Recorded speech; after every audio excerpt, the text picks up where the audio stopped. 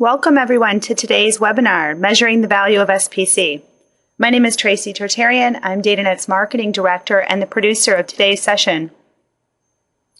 The goal of today's presentation is for you, the quality professional, to identify new methods to capture and quantify the monetary value that SPC can bring to your organization.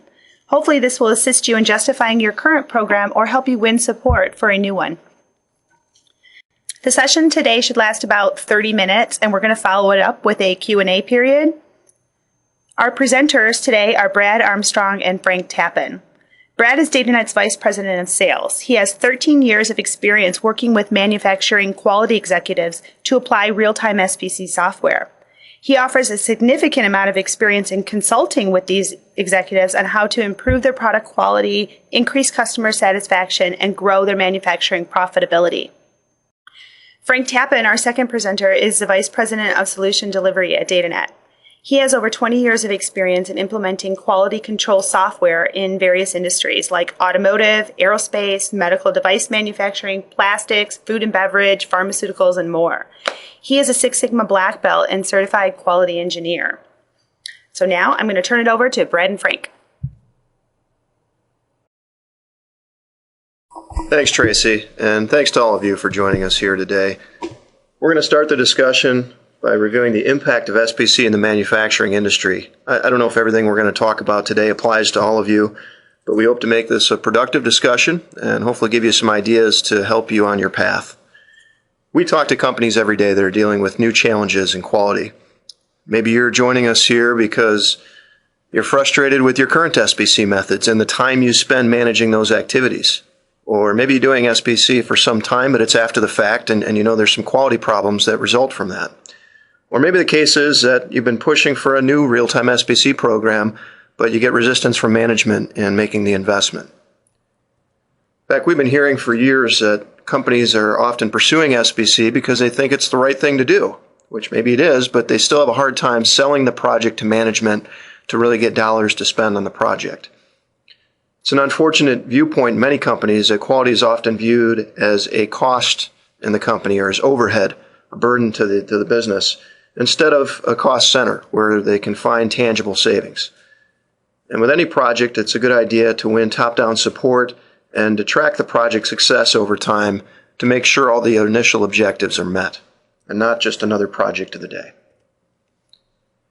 A really great part of our jobs is going out and meeting with hundreds of manufacturing companies every year to see how they've applied SPC methods, from semiconductor to small machine shops and medical device companies and motorcycle manufacturers. Here are some of the common reasons that we often hear about why they've implemented SPC, all of which tie back to variation in their process, like reducing their costs in manufacturing, reducing defects and scrap, improving their yields. In fact, there was a good article on the history of SPC where it talked about how Edward Deming had met with Japanese executives in the 1950s, and his mantra in presenting it to them was that SPC would help them improve quality while reducing their expenses and increasing their productivity and market share.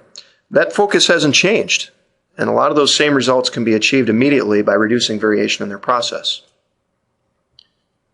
The table here defines performance at best-in-class manufacturers. These are things they're measuring and tracking on a regular basis. For example, 99% of their products are made in compliance. Just to give you an example, a Six Sigma program, companies can expect to see about 99.997% of their products made in spec. That's only 3.4 defects per million opportunities. Pretty good achievement. Still, a common challenge for many companies is justifying and identifying the costs in their quality program. Listed on the bottom row here are 4 common measures, the standard cost of quality measures, and it's pretty widely known that many companies spend their time working with internal and external failures and the appraisal costs. While in practice, if they'd implemented a more preventative model, they can minimize those internal and external failures, possibly eliminate them, and minimize the amount of time they spend in their appraisal activities. In fact, this study by Aberdeen talked about how companies were able to achieve a higher level of quality while simultaneously investing less in their quality programs. With that in mind, this is our hierarchy or a pyramid of SPC enablement within manufacturing. And at the bottom level here, you can see many companies start by doing quality inspection. They're testing their products maybe in the final inspection area before they ship, and they're making decisions based on in or out of spec results. Obviously, defects found here are very expensive. The next stage is maybe a basic SPC program where they're doing SPC on paper, or maybe they take those results eventually and enter them to Excel or Minitab or an analytical software like that, which is great stuff, but it only gives you a view in the rear view mirror. The third stage, real-time SPC, is where companies are empowering their operators to control the process. They're preventing defects before they occur. They minimize variation. Indeed, they have a capable process. And the top level of SPC enablement, looking at the best in class, is where companies are using SPC for continuous improvement. They're striving towards zero defects. They've standardized their processes. Many companies in this range are looking at both product data and process inspection parameters, where they're looking at the key inputs and outputs from their process, correlating the two to make improvement decisions. Indeed, at this level, they've achieved a higher level of quality while reducing their costs of quality. We're going to open up a poll to the group here to get your input on where you see your business in terms of SPC enablement, stages 1 through 4. You'll see in the bottom right-hand corner of your screen an area where you can select an answer, and then we're going to publish those results here shortly for everyone to see where they might stand. We don't share this information. This is just for today's session. And we'll give you a few moments to provide your responses.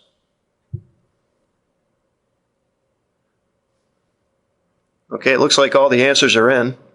We're going to run a quick tally on that. Enter in the results. Looks like we've got 100% participation. Thanks, everyone. Okay. Is it all set? All set. Okay. Well, as you can see here, many companies have identified that they're within maybe the bottom or the bottom two rings. Over 80% of you had responded that you're doing more quality inspection or basic SPC, with some of you that are doing real-time SPC. We're going to use this information to help guide the rest of the presentation. I'm going to introduce now Frank Tappan. He's going to walk you through the next section of the meeting to help you identify how quality can help pay you back in your company instead of being a cost to the business. Frank? Thanks, Brad. Welcome, everybody. I just wanted to start by saying thanks for attending today's webinar.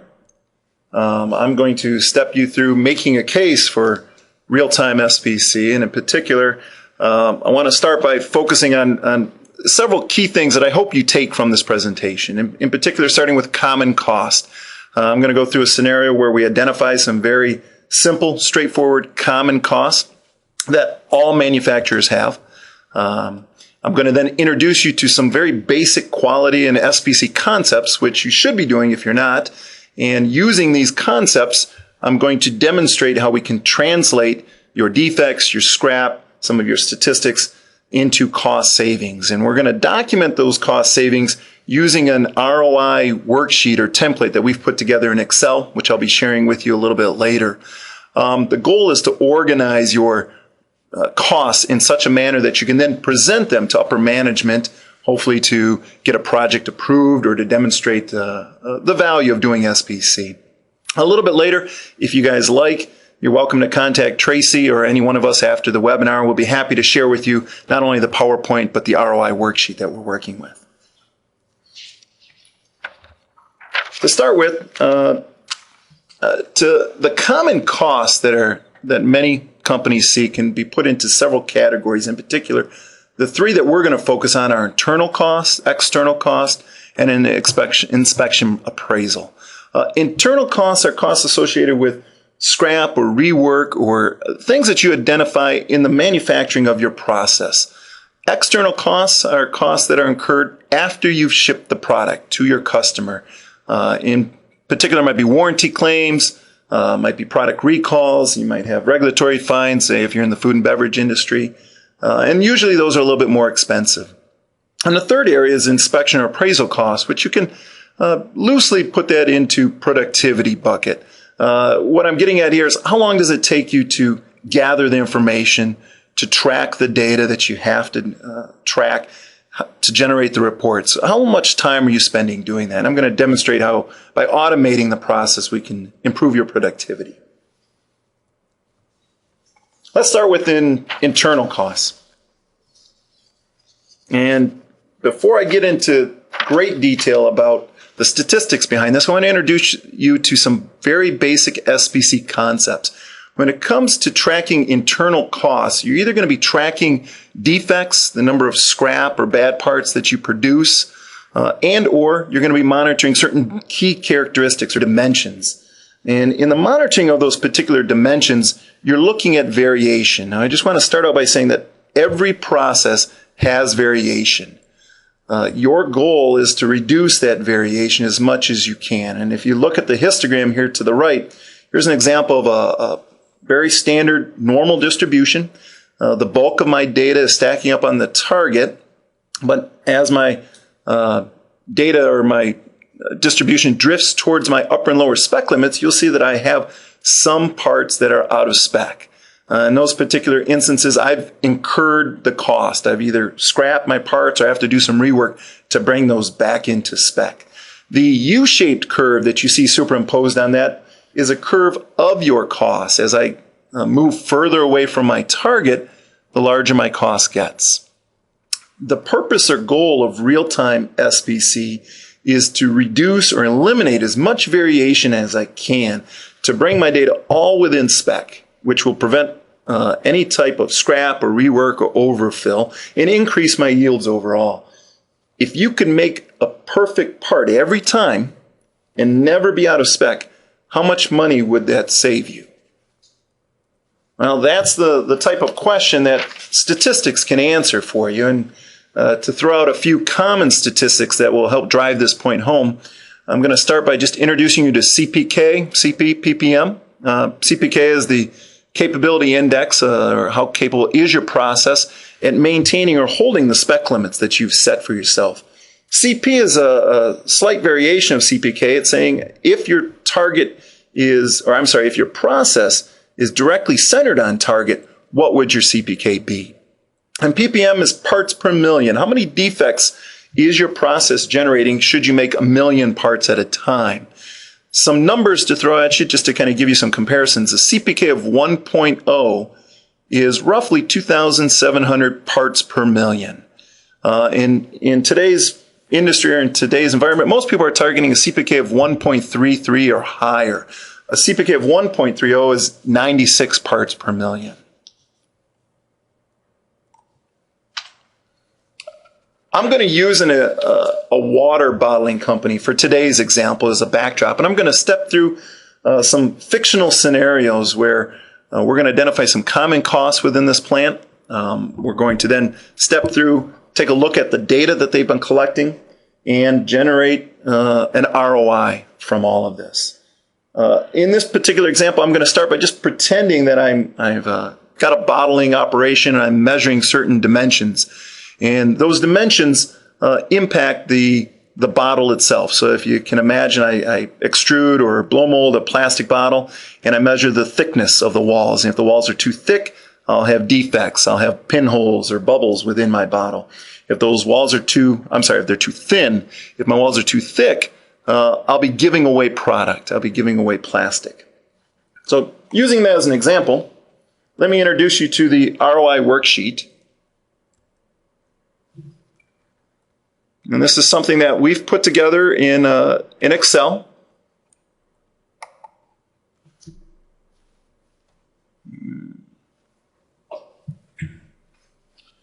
I'm going to go through these tabs. We've grouped them into different sections. And there's a little introduction section that just kind of explains the basics of this particular worksheet. I'm going to jump to internal failure costs, and in particular, the internal failure percentages. If you recall, I was briefly mentioning that one way to track internal failures is simply to count the number of defects that you see. And you can categorize those defects in such a manner, rank them, find out what's the most frequent defect, maybe re-rank them, and find out what's your most costly defect. An example of the bottling operation. I've got a 20-ounce bottle, and I'm tracking some some defects that I see in the plastic or in the bottle itself, bubbles, cap placement, label placement, etc.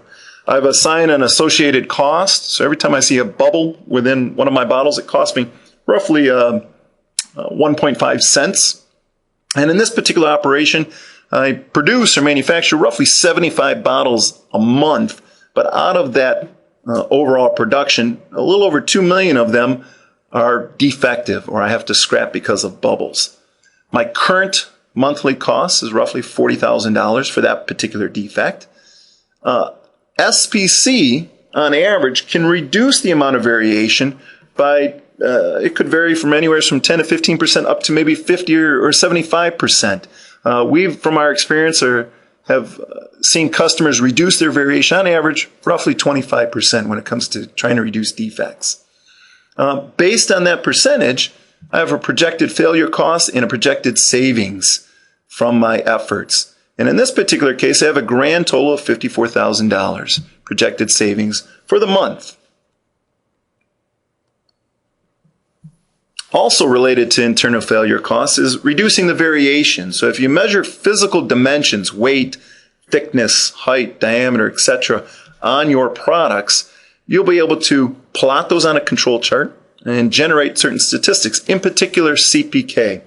Many of our customers are targeting a CPK of 1.33 or better. What you can do is take the results of your data, plug that into this ROI spreadsheet with your current CPK, and it will tell you, based on that number, how capable your process is and how many bad products, out-of-spec products, your process will make. In this particular example, I'm making 75 million bottles a month. My average unit cost is, again, 1.5 cents per bottle, and I'm measuring the empty weight, the weight of the plastic. My current CPK is 0.9, which is not great, but it's not very bad. And my target is 1.33.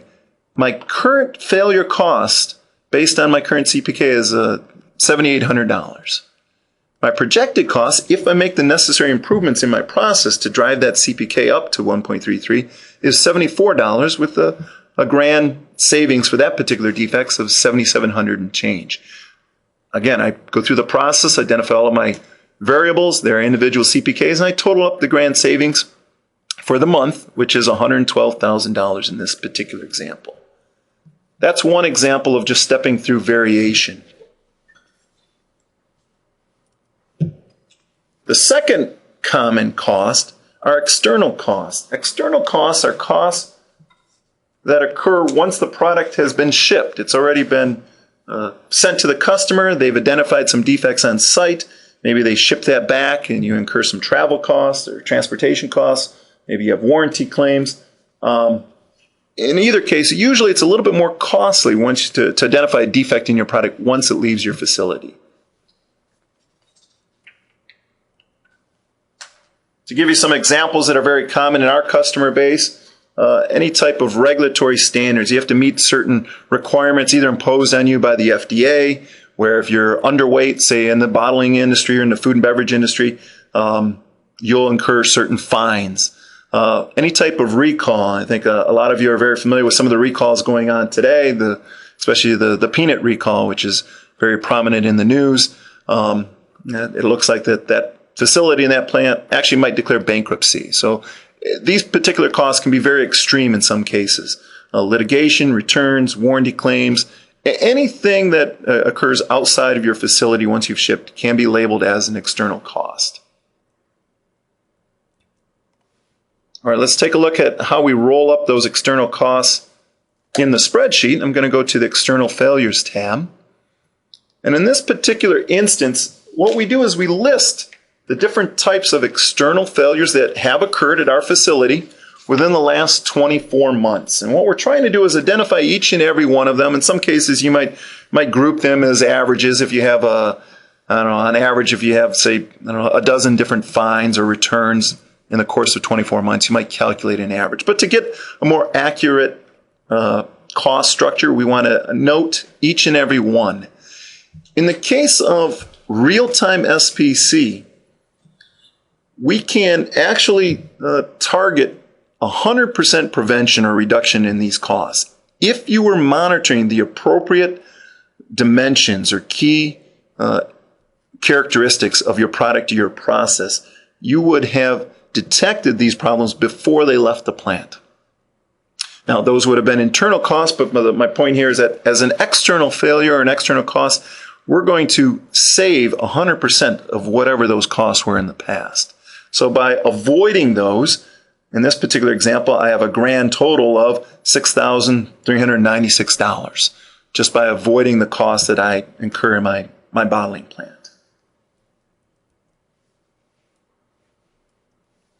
The third area of common costs are inspection and appraisal costs. There's a certain level of cost that comes from simply having to do the testing, having to check the characteristics using whatever equipment you have, record those results, and then generate control charts and reports and statistics. If you're in a paper and pencil-based system, you're probably spending an enormous amount of time just doing that particular activity. That time could be spent doing other things more productive, maybe monitoring your equipment or doing other work that increase the yield and the throughput of your facility. And the question that I have for all of you is, where are you spending your time? Are you focusing on data collection? Are you focusing on gathering that information? Is it taking hours and hours or days a week to do that? Is your time being spent on production changeovers or reworking the parts that are out of spec? What we need to do is identify each area that you're spending time, and through automation, we're going to reduce that amount of time and increase your productivity. Jumping back over to the Excel spreadsheet again, I'm going to go to the appraisal and prevention costs. And again, just like before, what we do is list each and every task that we have we're spending an enormous amount of time on. Some very straightforward, very common ones would be inspection type activities. And in this particular case, my bottle fabrication inspection area, I'm spending roughly 80 hours a month gathering the information. My individual inspectors have an hourly wage of $15, which translates to roughly a $1,200 cost per month. The projected savings is I'm going to reduce that amount of time I'm spending on inspection by automating their activities to 20 hours a month, giving me a monthly cost of $300 and a projected savings of $900 for that particular activity. Likewise, we go down all of these individual items, we tally up the total costs and projected savings, and in this case we get a grand total of almost $6,500 a month. The last step in all of this, which we've been doing at every step along the way here, is putting it all together. You want to capture all of these savings and costs in a format, in this case the ROI worksheet that you've been taking a look at, and you want to roll them up or summarize them in such a manner that you can then present them to upper management. What's crucial here is that you identify not only the source of your costs, but the savings and the projected ROI in not only dollar amounts, but time. And to give you an example of that, I'm going to jump to the last couple of tabs in our spreadsheet. The first one being the real-time SPC costs. And what we're doing here is we're identifying all of the costs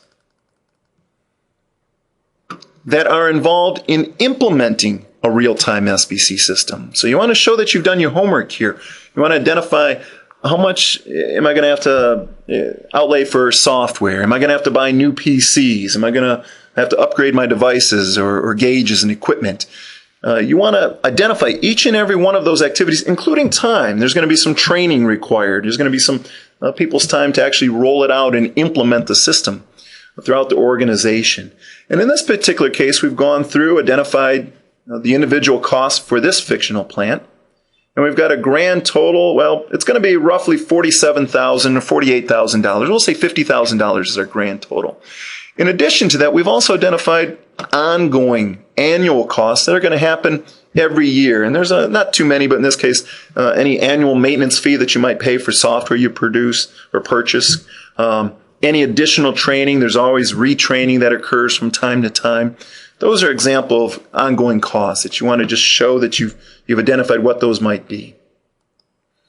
You then take all of your cost savings and all of the implementation costs and you roll them up into a summary. Now here, what I've got on this particular tab are the totals from all of the previous tabs, and I've grouped them by my current monthly costs, and I rolled it up to look at it on an annual basis as well.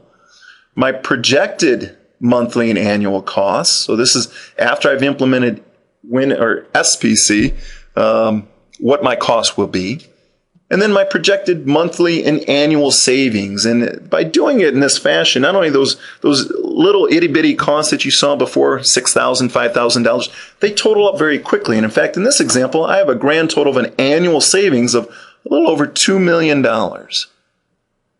It's going to take me roughly 4 months to implement the system and get everybody on board and using it and trained.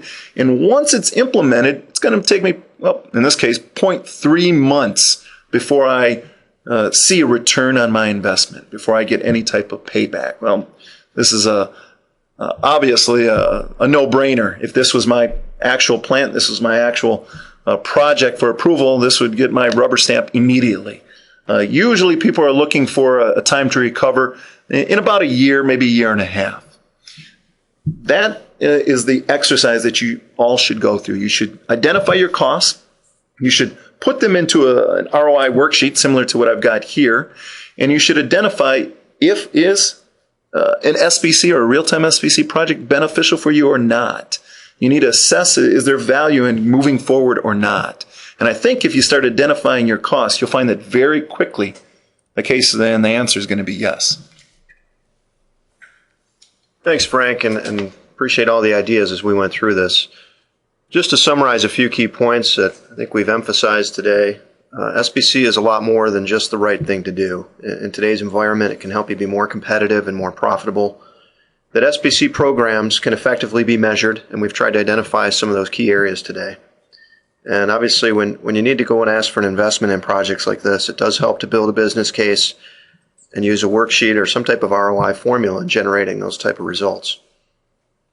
We've got a couple ideas of next action or next steps where you could proceed. Of course, we're all available to you. If you have any questions, feel free to email or call us. We also offer online web demos if you'd like to see something like this, or even of our WinSPC real-time SPC program, an interactive demo using your own data and walking through some examples. We also have a variety of articles and white papers on our website, also a free newsletter you could sign up for to get regular updates. So thank you, everyone. We appreciate your input here and for spending your time with us, and look forward to the next time. Thank you, Brad. And thank you, everybody, for attending today's webinar, Measuring the Value of SPC. This concludes the presentation portion of the webinar, and we'll be opening it up now for Q&A. Again, thank you.